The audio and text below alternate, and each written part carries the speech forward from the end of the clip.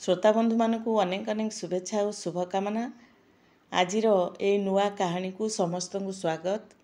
गपटी हेउची बुद्धि थिले निधि मिले। नरसिंहपुर नामक गोटे छोटिया गाँ, सेही गाँव रे हुंडा बोली गोटे पिला रहुथिला।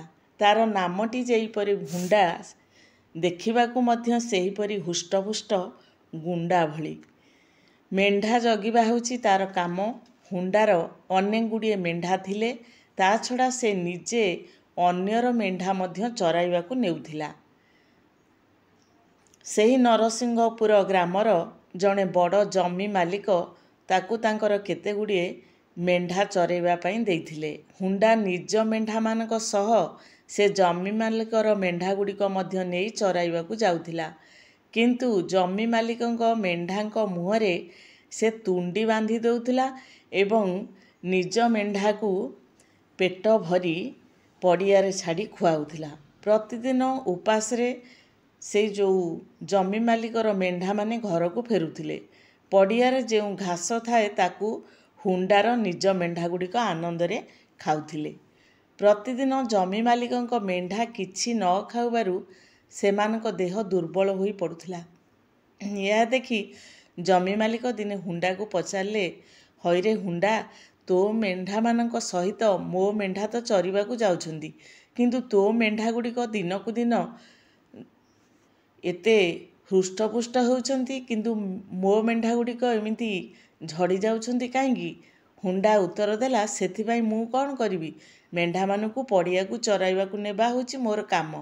किए झड़ी गला कि किए मोटा हला से कथा मु कहबी केमिति? हुंडा कथा सुनी जमी मालिक आउ किछि कहि पारले नाही, किंतु तांको मनरे घोर संदेह हेला। से भाबिले बोधुए हुंडा तांको मेंढा गुड़िक घास थिबा पड़ियारे न चराई खुंटरे बांधी पकाउची, तेणु से गुड़िक खाद्य न पाई एई भली दुर्बल होई जाउछंदी। सेतिबाई से दिने निजे पड़ियारे लुचि लुचि जाई पहुँचिले। पहुँची देखिले तांको मेंढांक मुहरे तुंडी बंधा होइची। सेमाने खाइबाकू चाहुथिले मध्य किछि खाई पारु नाहंती। एहा देखि तांको मनरे भीषण राग हेला। से गोटाए कटुरी आनी हुंडार मेंढा गुड़िकू सबू कचकच करी काटी पकाइले।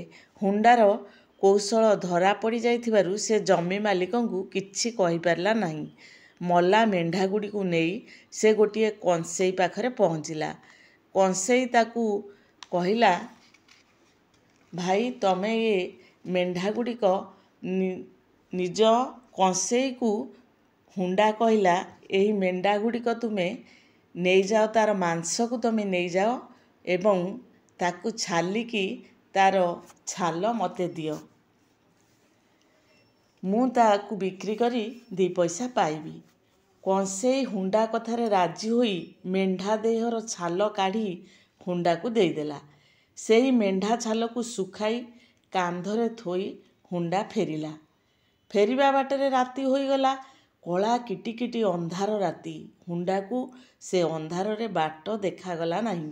से आउ घर को न फेरी गोटिए उच्च गछ उपरे चढ़ी राति सारा बसी रहिला।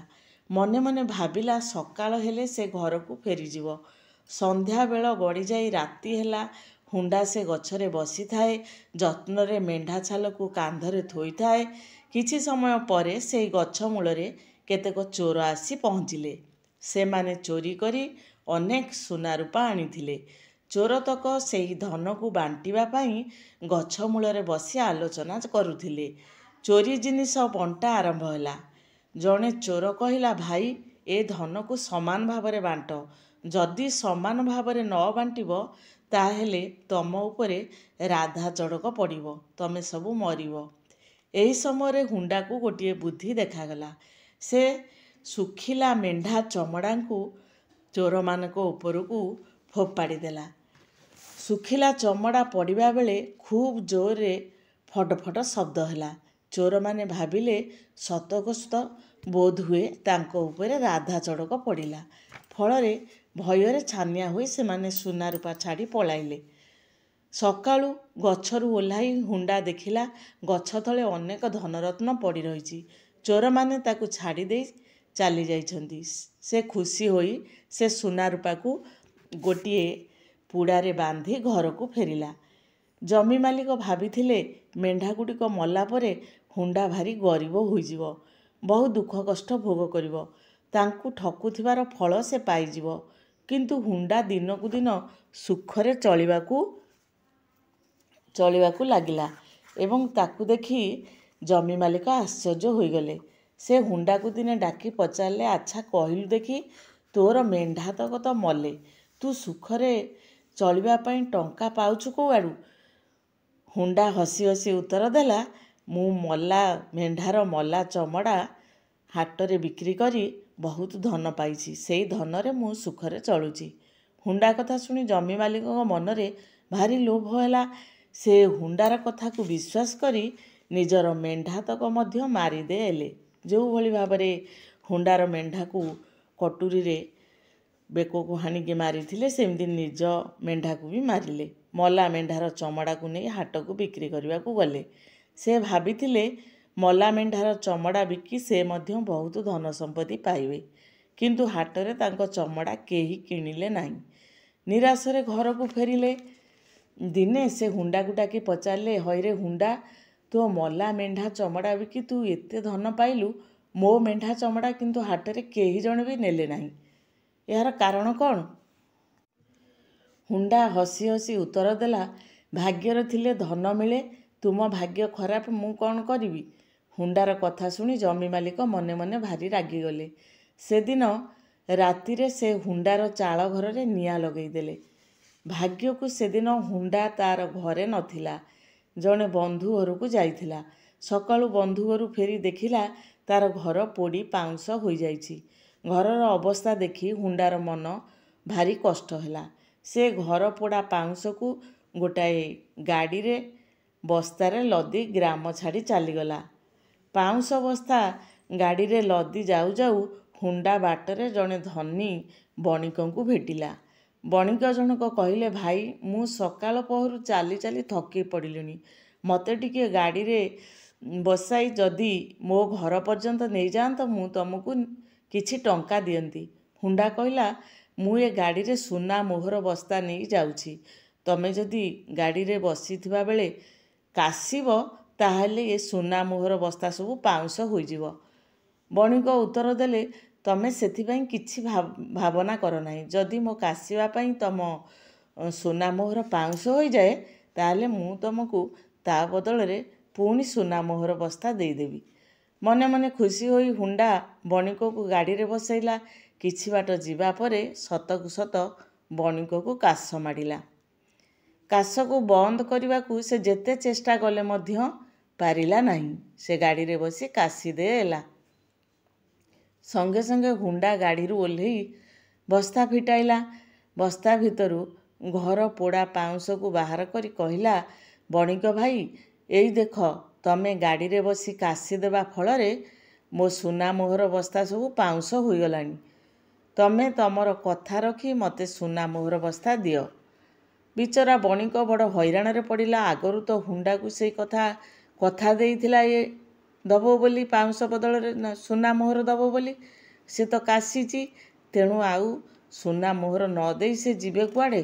ହୁଣ୍ଡାକୁ ନିଜ ଘରକୁ ଡାକି ନେଇ ପାଉଁଶ ବସ୍ତାକୁ ରଖି ତା ଗାଡ଼ିରେ ସେ ସୁନା ମୋହର ବସ୍ତା ଲଦିଦେଲେ। ସୁନା ମୋହର ବସ୍ତା ଗାଡ଼ିରେ ଲଦି ଆନନ୍ଦିତ ମନରେ ହୁଣ୍ଡା ଗ୍ରାମକୁ ଫେରିଲା। ଚାଳ ଘର ବଦଳରେ ସେ ଏଥର କୋଠା ଘର ତିଆରି କଲା, ଜମିବାଡ଼ି କିଣିଲା, ଗ୍ରାମରେ ଜଣେ ଧନୀ ଲୋକ ଭଳି ବହୁ ଆଡ଼ମ୍ବରରେ ଚଳିଲା। ହୁଣ୍ଡାର ଏ ଭାଗ୍ୟ ପରିବର୍ତ୍ତନ ଦେଖି ଜମି ମାଲିକ ଦିନେ ପଚାରିଲେ, ହୁଣ୍ଡା, ମୁଁ ତ ତୋର ଘର ପୋଡ଼ି ଦେଇଥିଲି, ତୁ ପୁଣି କୋଠା ଘର ତୋଳିବାକୁ ଏତେ ଟଙ୍କା ପାଇଲୁ କୁଆଡ଼ୁ? ହୁଣ୍ଡା କହିଲା, ଘର ପୋଡ଼ା ପାଉଁଶ ବଦଳରେ ଜଣେ ବଣିକ ମୋତେ ସୁନା ବସ୍ତା ଦେଇଛନ୍ତି, ତାଙ୍କରିଠାରୁ ସୁନା ଆଣି ମୁଁ ଏ ଘର ତିଆରି କରିଛି। ହୁଣ୍ଡା କଥା ଶୁଣି ଜମି ମାଲିକକୁ ଆଉ ରାତିରେ ନିଦ ହେଲା ନାହିଁ। ସେ ନିଜ ଘରକୁ ମଧ୍ୟ ସେଦିନ ରାତିରେ ପୋଡ଼ିଦେଲେ। ସକାଳୁ ଘର ପୋଡ଼ା ପାଉଁଶକୁ ବସ୍ତାରେ ଲଦି ଗାଡ଼ିରେ ବୋହି ସେ ବଣିକ ପାଖରେ ପହଞ୍ଚିଲେ। ବଣିକକୁ ପାଉଁଶ ବସ୍ତା ରଖି ସୁନା ବସ୍ତା ମାଗିବାରୁ ସେ ଭୀଷଣ ଭାବରେ ରାଗି ଯାଇ ସେ ଜମି ମାଲିକକୁ ଜୋରରେ ମାଡ଼ ଦେଲେ। ବିଚରା ହତବାଗା ଜମି ମାଲିକ ବଣିକ ହାତରୁ ମାଡ଼ ଖାଇ ନିଜ ଘରକୁ ଫେରି ଆସିଲେ। ହୁଣ୍ଡାକୁ ଡାକି ଦିନେ ରାତିରେ ଚୁପ୍ ଚୁପ୍ ପଚାରିଲେ, ତୋଠୁ ପାଉଁଶ ବସ୍ତା ସେ ରଖି ବଣିକ ସୁନା ବସ୍ତା ଦେଲେ। ମୋ ପାଉଁଶ ବସ୍ତା ଦେଖି ମୋତେ ମାଡ଼ ଦେଲେ କାହିଁକି? ହୁଣ୍ଡା କହିଲା, ଜାଣିଲ ସାନ୍ତେ, ଭାଗ୍ୟରେ ଥିଲେ ଧନ ମିଳେ, ଆଉ ମଣିଷ ନିଜ ଭାଗ୍ୟ ନିଜେ ତିଆରି କରେ। ବୁଦ୍ଧି ହେଉଛି ଅସଲ ଧନ। ବୁଦ୍ଧି ଥିଲେ ନିଧି ମିଳେ। ତମର ବୁଦ୍ଧି ନାହିଁ, ସେଥିପାଇଁ ତମ ଭାଗ୍ୟକୁ ଧନ ମିଳୁନାହିଁ। ମୋ ଉପରେ ମିଛରେ ରାଗିଲେ କ'ଣ ହେବ?